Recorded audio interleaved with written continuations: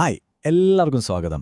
നമ്മുടെ ദഹന പ്രശ്നങ്ങളൊക്കെ പരിഹരിച്ച് കുടലിന്റെ ആരോഗ്യം സൂപ്പറാക്കാൻ പറ്റിയ 7 വിത്തുകളെക്കുറിച്ചാണ് നമ്മളിന്ന് സംസാരിക്കാൻ പോകുന്നത്. ഇത് എന്റെയോ നിങ്ങളുടെയോ അഭിപ്രായമല്ല, മറിച്ച് ഹാർവാർഡിലൊക്കെ ട്രെയിനിങ് കഴിഞ്ഞ ഒരു ഗാസ്ട്രോ എൻട്രോളജിസ്റ്റ് ഡോക്ടർ സേതി പറയുന്ന കാര്യങ്ങളാണ്. അപ്പോൾ നമുക്ക് നേരെ കാര്യത്തിലേക്ക് കിടക്കാം അല്ലേ?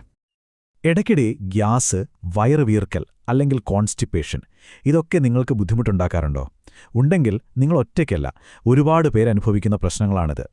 ദഹനമൊന്ന് ശരിയാക്കാനും ഈ അസ്വസ്ഥതകളൊക്കെ കുറയ്ക്കാനും സഹായിക്കുന്ന കുറച്ച് സിമ്പിൾ ടിപ്സാണ് നമ്മളിന്ന് നോക്കാൻ പോകുന്നത്.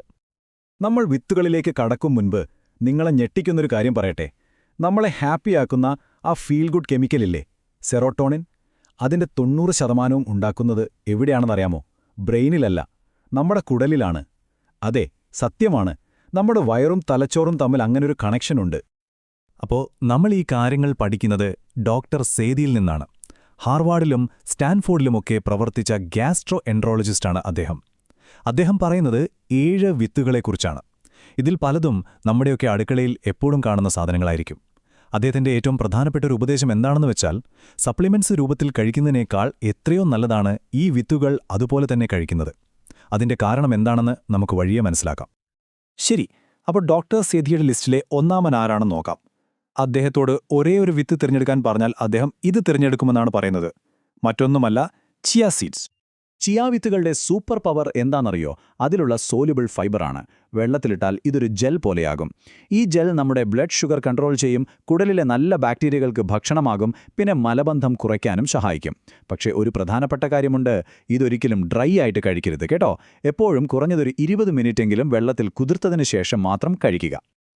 ഓക്കെ, ഇനി രണ്ടാമത്തെ വിത്തിലേക്ക് പോകാം. കാണാൻ കുഞ്ഞനാണെങ്കിലും ആളൊരു ഭീകരനാണ്. ചണവിത്ത് അഥവാ ഫ്ലാക്സ് സീഡ്സ്. ഫ്ലാക്സ് സീഡ് കഴിക്കുമ്പോൾ ഒരു കാര്യം നിർബന്ധമായും ശ്രദ്ധിക്കണം. അത് മുഴുവനോടെ കഴിക്കുന്നതും പൊടിച്ച് കഴിക്കുന്നതും തമ്മിൽ ആനയും ആടും പോലത്തെ വ്യത്യാസമുണ്ട്. കണ്ടോ, മുഴുവനായി കഴിച്ചാൽ അതിന്റെ കട്ടിയുള്ള പുറന്തോലി കാരണം ഒരു ഗുണവും നമ്മുടെ ശരീരത്തിന് കിട്ടില്ല. അതുകൊണ്ട് എപ്പോഴും ഫ്ലാക്സ് സീഡ് പൊടിച്ചു തന്നെ കഴിക്കാൻ ശ്രമിക്കുക. അതാണ് ഏറ്റവും നല്ലത്.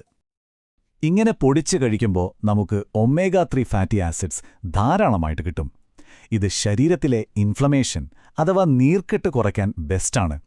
അതുപോലെ ഇതിലുള്ള ലിഗ്നനുകൾ ഹോർമോൺ ബാലൻസിനും ഹെൽപ്പ് ചെയ്യും. ഏറ്റവും നല്ല റിസൾട്ട് കിട്ടാൻ വീട്ടിൽ തന്നെ ആവശ്യത്തിന് മാത്രം അപ്പപ്പോൾ ഫ്രഷായി പൊടിച്ചെടുക്കുന്നതാണ് നല്ലത്. ഇനി അടുത്തത്, നമ്മളിൽ പലരും മത്തങ്ങ കറിവയ്ക്കുമ്പോൾ വേസ്റ്റാണെന്ന് കരുതിക്കളയുന്ന ഒരു സാധനമാണ്. അതെ, മത്തൻകുരു. മത്തൻകുരു എന്ന് പറഞ്ഞാൽ മഗ്നീഷ്യത്തിന്റെ ഒരു പവർ ഹൗസാണ്. ഈ മഗ്നീഷ്യം എന്തിനൊക്കെയാണ് സഹായിക്കുന്നത്? 1. മലബന്ധം കുറയ്ക്കാൻ സഹായിക്കും. 2. നല്ല ഉറക്കം കിട്ടാൻ സഹായിക്കും. 3.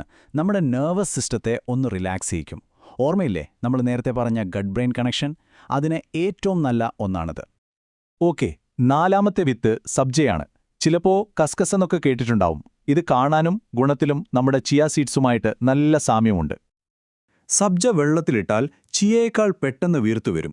ദഹനം എളുപ്പമാക്കാനും വയറുവീർക്കൽ കുറയ്ക്കാനുമൊക്കെ ഇത് അടിപൊളിയാണ്. പണ്ടുമുതലേ ആയുർവേദത്തിൽ ശരീരത്തിലെ ചൂട് കുറയ്ക്കാൻ ഇത് ഉപയോഗിക്കാറുണ്ട്. ഡോക്ടർ സേതി ചിലപ്പോൾ ചിയയും സബ്ജയും ഒരുമിച്ച് മിക്സ് ചെയ്താണ് കഴിക്കാറുള്ളത്. ഇനി അഞ്ചാമത്തേത് സൺഫ്ലവർ സീഡ്സ് അഥവാ സൂര്യകാന്തി വിത്തുകൾ. നമ്മൾ കൂടുതലും ഇതിന്റെ എണ്ണയല്ലേ ഉപയോഗിക്കാറ്. എന്നാൽ ഈ വിത്തുകൾ നേരിട്ട് കഴിക്കുന്നതിന് വേറെ ലെവൽ ഗുണങ്ങളുണ്ട്. സൂര്യകാന്തി വിത്തിലെ ഹീറോ വിറ്റാമിൻ ഇ ആണ്. അതൊരു പവർഫുൾ ആന്റി ഓക്സിഡന്റാണ്. ഇതിന്റെ പ്രധാന പണി എന്താണെന്ന് വെച്ചാൽ, നമ്മുടെ കുടലിന്റെ ഭിത്തിയില്ലേ, അതിനെ സംരക്ഷിക്കുക, അതിന് വരുന്ന കേടുപാടുകൾ തീർക്കുക എന്നൊക്കെയാണ്. പ്രത്യേകിച്ച് നമുക്ക് സ്ട്രെസ്സൊക്കെയുള്ള സമയത്ത് കുടലിന് ഒരു എക്സ്ട്രാ പ്രൊട്ടക്ഷൻ കൊടുക്കാൻ ഇത് സഹായിക്കും. ആറാമത്തെ വിത്ത് നമുക്കെല്ലാവർക്കും നന്നായി അറിയുന്ന ആളാണ് എള്ള്. എള്ളിൽ ഒരുപാട് നല്ല കാര്യങ്ങളുണ്ട്. പക്ഷേ അതിലൊരു സൂപ്പർ പവർ, അത് ബൈൽ അഥവാ പിത്തരസമുണ്ടാക്കാൻ സഹായിക്കുമെന്നതാണ്. എന്തിനാണ് ഈ ബൈൽ? നമ്മൾ കഴിക്കുന്ന കൊഴുപ്പ് ശരിക്ക് ദഹിപ്പിക്കാൻ ഈ ബൈൽ കൂടിയേ തീരൂ. അപ്പോൾ എള്ള് കഴിക്കുന്നത് ഫാറ്റ് ഡൈജഷൻ ഒരുപാട് ഹെൽപ്പ് ചെയ്യും. എള്ള് അരച്ചുണ്ടാക്കുന്ന തഹിനിയില്ലേ, അത് കഴിക്കുന്നത് വളരെ നല്ലൊരു വഴിയാണ്. ശരി, ഇനി നമ്മുടെ ലിസ്റ്റിലെ അവസാനത്തെ ആളിലേക്ക്, 7ാമത്തെ വിത്ത്. ഇത് കേൾക്കുമ്പോൾ ചിലപ്പോൾ നിങ്ങൾക്കൊരു സർപ്രൈസ് തോന്നാം. നമ്മൾ സംസാരിക്കുന്നത് മാതളത്തിന്റെ കുരുവിനെക്കുറിച്ചാണ്. അതെ, മാതളത്തിന്റെ കുരു. നമ്മൾ ചിലപ്പോൾ കഴിക്കുമ്പോൾ തുപ്പിക്കളയുന്ന ഈ കുരു ആന്റി ഓക്സിഡന്റുകളുടെ ഒരു കലവറയാണ്. അതിലും പ്രധാനമായി ഇവ പ്രീബയോട്ടിക്കുകളാണ്. എന്താണ് പ്രീബയോട്ടിക്? സിമ്പിളായി പറഞ്ഞാൽ നമ്മുടെ വയറ്റിലെ നല്ല ബാക്ടീരിയകളുടെ ഭക്ഷണം. അപ്പോൾ ഈ കുരു കഴിക്കുമ്പോൾ നമ്മൾ ആ നല്ല ബാക്ടീരിയകളെ വളർത്തുകയാണ് ചെയ്യുന്നത്. അത് നമ്മുടെ കുടലിന്റെ ആരോഗ്യത്തിനും ഇമ്മ്യൂണിറ്റിക്കും വളരെ നല്ലതാണ്. അപ്പോൾ നമ്മൾ 7 വിത്തുകൾ ഏതൊക്കെയാണെന്ന് കണ്ടു. പക്ഷേ ഒരു സംശയം തോന്നാം, എന്തിനാണ് ഈ വിത്തുകൾ തന്നെ കഴിക്കുന്നത്? ഇതിലുള്ള വിറ്റാമിൻ ഇയുടെയോ ഒമേഗ 3യുടെയോ ഒക്കെ ഗുളിക കഴിച്ചാൽ പോരെ? അവിടെയാണ് ഡോക്ടർ സേദിയുടെ പ്രധാന പോയിന്റ് വരുന്നത്. അദ്ദേഹം പറയുന്നത് നമ്മുടെ കുടലിന് ഏറ്റവും നന്നായി തിരിച്ചറിയാനും ഉപയോഗിക്കാനും പറ്റുന്നത് ഭക്ഷണത്തെ അതിന്റെ തനതായ രൂപത്തിൽ കാണുമ്പോഴാണ്. ഇതിനൊരു പേരുണ്ട്, ഫുഡ് സിനർജി. അതായത് ഒരു വിത്ത് കഴിക്കുമ്പോൾ നമുക്ക് അതിലെ ഫൈബർ, വിറ്റമിൻസ്, നല്ല കൊഴുപ്പുകൾ, മിനറൽസ് ഇതെല്ലാം ഒരുമിച്ചൊരു പാക്കേജായിട്ടാണ് കിട്ടുന്നത്. ഇവയെല്ലാം ഒരുമിച്ച് പ്രവർത്തിക്കുമ്പോൾ കിട്ടുന്ന എഫക്റ്റ് ഒരു ഗുളികയിൽ നിന്ന് ഒരു വിറ്റമിൻ മാത്രമായിട്ട് എടുക്കുമ്പോൾ കിട്ടുന്നതിനേക്കാൾ എത്രയോ വലുതാണ്. ഓക്കേ, അപ്പോൾ ഇത്രയും കാര്യങ്ങൾ നമ്മൾ കേട്ടു. ഇനി ഇതെങ്ങനെ നമ്മുടെ ജീവിതത്തിൽ പ്രാവർത്തികമാക്കാം? അതിനൊരു ആക്ഷൻ പ്ലാൻ നോക്കിയാലോ? നമുക്ക് പെട്ടെന്നൊന്ന് ഓടിച്ചു നോക്കാം.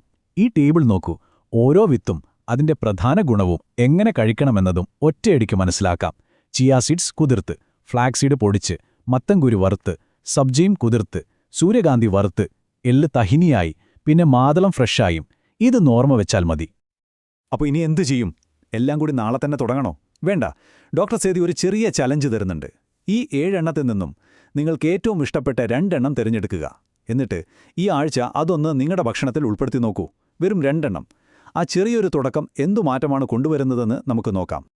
പോകുന്നതിനു മുൻപ് ഒരു കാര്യം കൂടി ആലോചിച്ചു നോക്കൂ.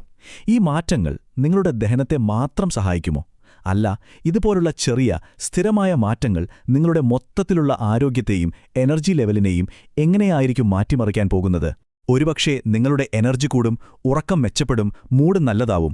ഇങ്ങനെ ഭക്ഷണത്തിൽ വരുത്തുന്ന മാറ്റങ്ങൾ നമ്മുടെ ശരീരത്തിൽ എന്തൊക്കെ പോസിറ്റീവ് കാര്യങ്ങളാണ് കൊണ്ടുവരുന്നതെന്ന് സ്വയം ഒന്ന് ശ്രദ്ധിക്കുന്നത് നല്ല രസമായിരിക്കും.